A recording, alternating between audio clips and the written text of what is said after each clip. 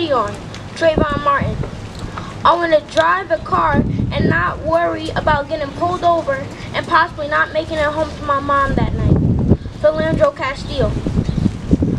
I want to sit in the comfort of my own home and not be shot and killed because the police are looking for someone who was already in jail, Breonna Taylor. I can't breathe. I can't breathe. I can't breathe. Please don't let me die. I want to grow up to be a young man. I want to make my family proud. I want to be an artist, an engineer, an entertainer, maybe even the next president of the United States. Yes. Woo!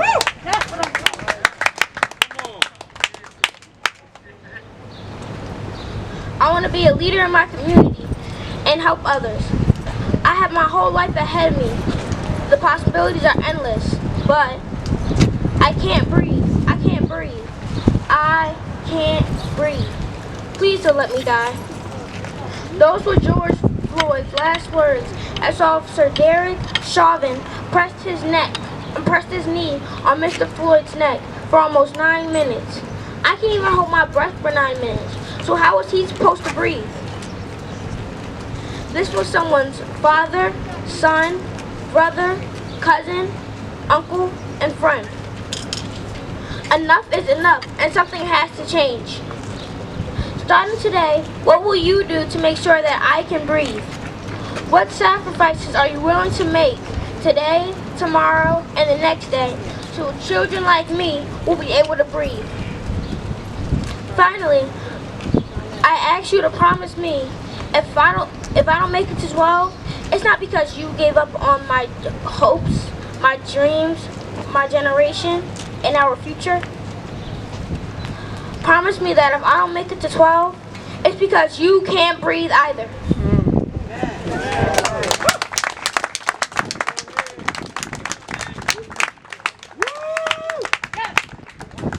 Thank you, Gail. Okay, people, I just want to make a couple statements right now. People are talking about this thing not being political. And what I want everybody out here to understand is that politics is what shapes our neighborhood.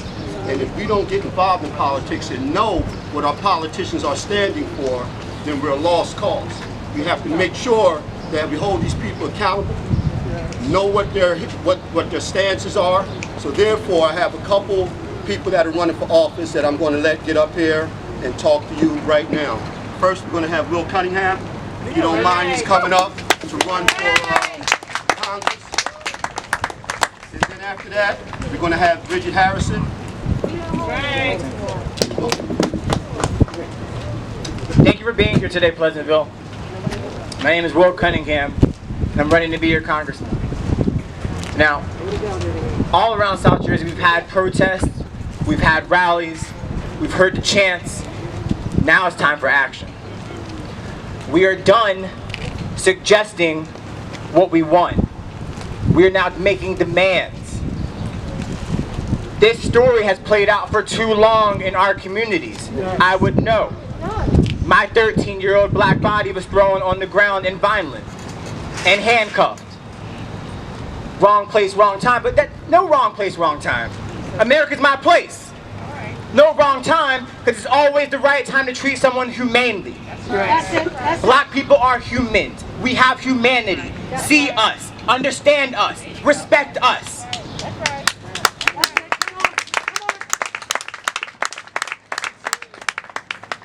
So what are we going to demand? Justice, equality. But what does that look like in our legislation? What does that look like in our policy? Well, it looks like having some experience in DC representing this community. I worked for a civil rights legend on Capitol Hill, Elijah Cummings. I've done investigations. I've gotten results. And what drives me is the understanding of this shared struggle. Now, I can achieve anything I want to in life, and that young man, you can be president. Where'd he go? You're gonna be president because we already claimed it for you, all right? Whatever you dream, you can make achieve. I'm telling you from personal experience. My mom had me at 16. I'm not supposed to be running for Congress right now because stories like mine don't end here. That's right. That's right. And they're not going to end here because we're going to keep running. So when we talk about a change in a community, why does it matter to me? Well, it matters because a change, when I fight for my family, I'm fighting for your family. My mom makes $12 an hour. Yeah, I got an Ivy League degree and a law degree. That didn't change a damn thing for my family. All right. All right. We need results for all families who are struggling to get by, struggling to make ends meet. That's right. And if you're not about the business of that, then don't be running for office. If you can't understand our struggle, don't try to represent us. Woo! Come on now. Now, yes, we need to ban chokeholds. Yes, we need to ban lynching. That is the bare minimum. Come on. Surviving is the bare minimum. We need to thrive, Pleasantville. All right. There you go. How do we thrive? We thrive with a higher minimum wage. Why do 50% of black people make under $15 an hour? Come on. Come Why on. do almost 60% of Latinos make under $15 an hour? That's right. If we can if we put money in our police department budgets, we can invest in our communities. All right. All right. All right. All right? All right. Why are we handling social ills on the back end? Let's invest in our people on the front end, and we won't be dependent on social services. Hello? Okay. Come on now. Let's talk about it. Y'all don't understand. The urgency for me is real, because I run for Congress before. I know what it feels like when your voice no longer matters. Okay. Day after that election, when you lose, people don't want to hear from you. No. But today, I'm still running, Okay. and you're going to hear my thoughts. That's it. Come And on. I'm telling them to you right now.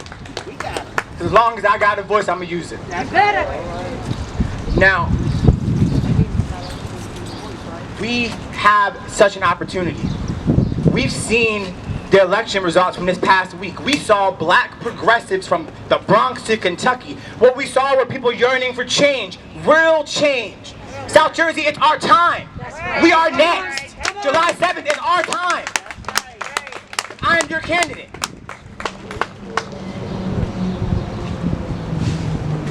But here's the thing. Win or lose, I'm going to be with you. Win or lose, I'm going to fight for you. All right. All right. Win or lose, I know your struggle. Okay. Win or lose, we're going to get by. We always have. Our people always have and always will. Come on now. So,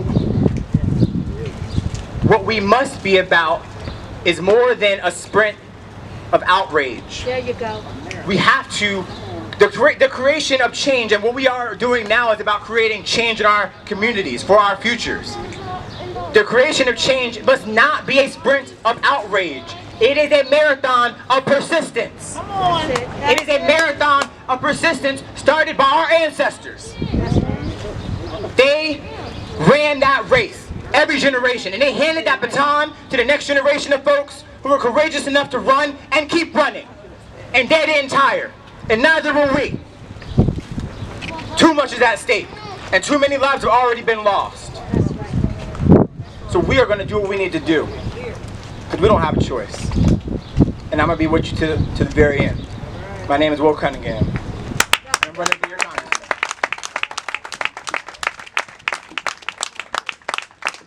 Okay, next up is going to be Bridget Harrison, who is also running for Congress. Mike Bridget, give a hand for Bridget.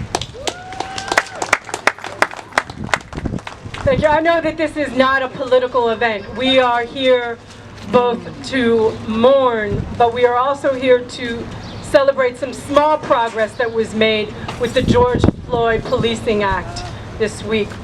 But I have to tell you, I was never thrown down by police as a 13-year-old, and so I am also here to listen. I understand that as a white woman living in this America, I need to do a lot of listening, because the America that I experience day in and day out is not the one that everyone here experiences. Time after time, we see black men and women die in a manner that no human should, and nothing changes until now. We've seen frustration build and crescendo rightly rise into an explosive rage because nothing has changed. But without leadership acknowledging the devastating toll institutionalized racism takes on a people, on a society, on our nation, nothing changes. White America has avoided dealing with the problem of institutionalized racism because that has been a part of white privilege. And that must change. In an era in which President of the United States embraces white supremacists and Jeff Van Drew pledges undying support to that president, we all know that a lack of leadership is part of the problem, and that must change. In our moment of need, we need leadership to stand up and speak this truth. Black lives matter. That's it. Say it with me. Black lives matter. Black lives matter not just when a man is being pinned down by the knees of a police officer. Black lives matter from the moment a black child enters the world, from the health care that he receives as an infant, to the schools that he attends as a child, to the food that he eats as a teenager, to the opportunities he has as a young man.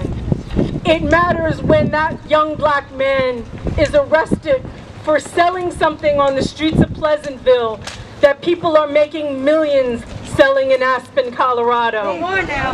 Talk about it. We need to tell leaders that black lives matter. And when our leaders don't believe these three words, that too must change. And so we must fight for leadership that will prioritize equality and fairness. And I want you to hold me to it.